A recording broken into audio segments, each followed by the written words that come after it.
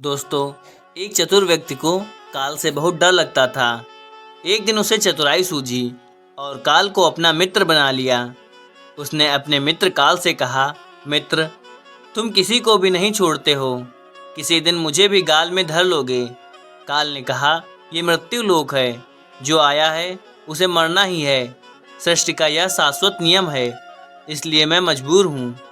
पर तुम मित्र हो, इसलिए मैं जितनी रियायत कर सकता हूँ करूँगा ही। मुझसे क्या आशा रखते हो, साफ साफ कहो। व्यक्ति ने कहा, मित्र, मैं इतना ही चाहता हूँ कि आप मुझे अपने लोक ले जाने के लिए आने से कुछ दिन पहले एक पत्र अवश्य लिख देना, ताकि मैं अपने बाल बच्चों को कारोबार की सभी बातें अच्छी तरह से समझा दूँ और स्वयं भी भगवान भजन में लग जाऊँगा। काल ने प्रेम से कहा, यह कौन सी बड़ी बात है, मैं एक नहीं आपको 4 पत्र भेज दूंगा, चिंता मत करो। चारों पत्रों के बीच में समय भी अच्छा खासा दूंगा, ताकि तुम सचेत होकर अपना काम निपटा लो। मनुष्य बड़ा प्रसन्न हुआ और सोचने लगा कि आज से मेरे मन से काल का भय भी निकल गया। मैं जाने से पूर्व अपने सभी कार्य पूर्ण करके जाऊंगा, तो देवता भी मेरा स्वागत करेंगे। दिन बीतते गए, आखिर मृत्यु की घड़ी आ पहुंची। काल अपने दूतों सहित उसके समीप आकर बोला, मित्र, अब समय पूरा हुआ, मेरे साथ चलिए। मैं सत्यता और दृढ़ता पूर्वक अपने स्वामी की आज्ञा का पालन करते हुए एक क्षण भी तुम्हें और यहाँ नहीं छोड़ूंगा। मनुष्य के माथे पर बल पड़ गए, भ्रुटकी तन गई और कहने लगा, धिक्कार है तुम्हारे जैसे मित्रों पर। मेरे साथ विश्वासघात करते हुए तुम्हें लज्जा नहीं आती। तुमने मुझे वचन दिया था कि लेने आने से पहले पत्र लिखूंगा। मुझे बड़ा दुख है कि तुम बिना किसी सूचना के अचानक दूतों सहित मेरे ऊपर चढ़ आए।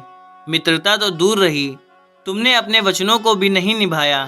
काल हंसा और बोला, मित्र, इतना झूठ तो ना बोलो। मेरे सामने ही मुझे झूठा सिद्ध कर रहे हो। मैंने आपको एक नहीं 4 पत्र भेजे, आपने एक का भी उत्तर नहीं दिया। तब मनुष्य ने चौंक कर पूछा, कौन से पत्र, कोई प्रमाण है? मुझे पत्र प्राप्त होने की कोई डाक रसीद आपके पास है तो दिखाओ।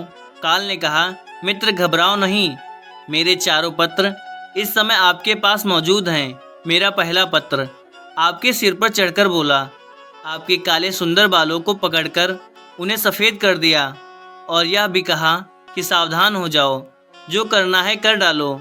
नाम बढ़ाई और धन संग्रह के झंझटों को छोड़कर भजन में लग जाओ। पर मेरे पत्र का आपके ऊपर जरा भी असर नहीं हुआ। बनावटी रंग लगाकर आपने अपने बालों को फिर से काला कर लिया और पुनः जवान बनने के सपनों में खो गए।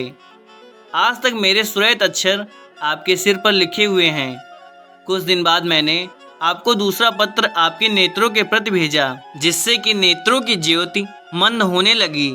फिर भी आंखों पर मोटे शीशे चढ़ाकर आप जगत को देखने का प्रयत्न करने लगे।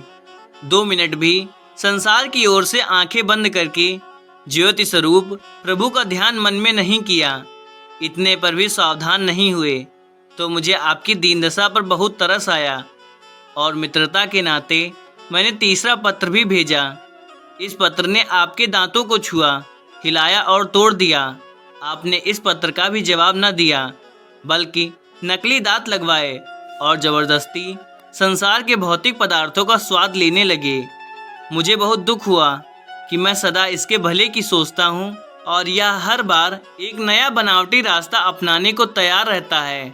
अपने अंतिम पत्र के रूप में मैंने रोग, क्लेश और पीड़ाओं को भेजा, परंतु अपने अहंकारवश सब अनसुना कर दिया।